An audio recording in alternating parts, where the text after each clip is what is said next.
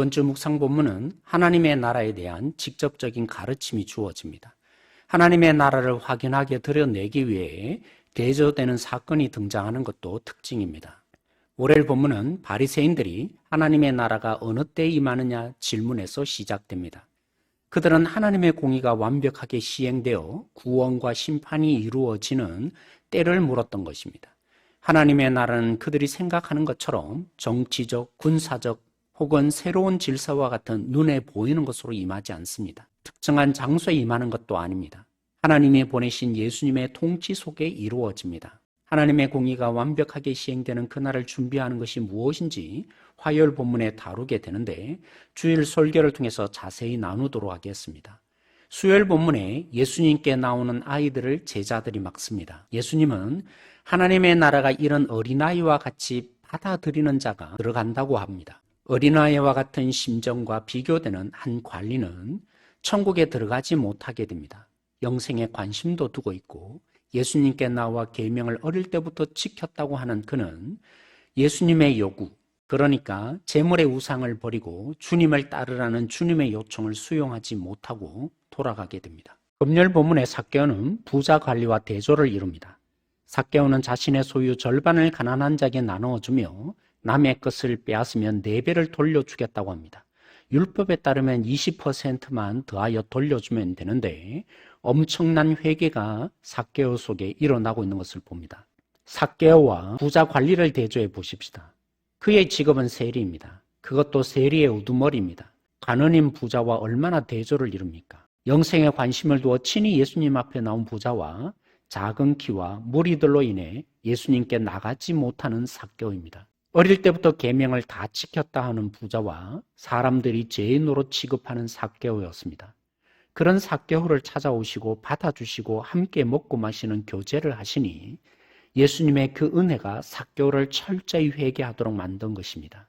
부자 관리와 삭개오 사이에 두 대조되는 인물이 목요일 나옵니다. 3년 내내 예수님을 따라다녔던 제자들은 예수님이 말씀하신 십자가와 부활을 깨닫지 못합니다. 반면 보지 못하는 거리는 예수님께 긍휼을 입고 고침을 받습니다. 조용히 하라는 무리의 꾸짖음에도 아랑곳하지 않고 자신을 불쌍히 여겨달라고 소리쳤죠. 결국 예수님에 의해서 보게 되고 백성들은 이를 보고 하나님을 찬양하게 됩니다. 깨닫지 못하는 제자들과 보게 된 거린이 대조를 이룹니다. 보지 못하는 자신의 처지를 알고 고쳐줄 하나님의 긍휼을 구하는 것이 믿음입니다. 이런 믿음을 행위로 오해하지 않도록 바울은 하나님의 선물이라고 표현했죠. 심판은 이방인에게나 해당된다고 여기는 유대인, 재물이 우상이 된 부자 관리, 십자가를 깨닫지 못한 제자와 같은 우리를 하나님의 은혜가 바꾸어냅니다. 은혜를 부으시는 하나님을 알고 나를 제대로 알게 되어질 때 주여 불쌍히 여겨달라는 자로 우리는 바뀌게 됩니다. 그런 은혜가 우리에게 임하길 소망합니다. 토요일 본문에 이에 덧붙여서 예수님은 열무나 비유를 하십니다. 주인이 왕위를 받아 돌아오려고 먼 나라로 가죠. 종들에게 은화 하나씩 나눠주며 장사하게 하셨습니다. 어떤 종은 10문화를 남기고 어떤 종은 5문화를 남겼습니다.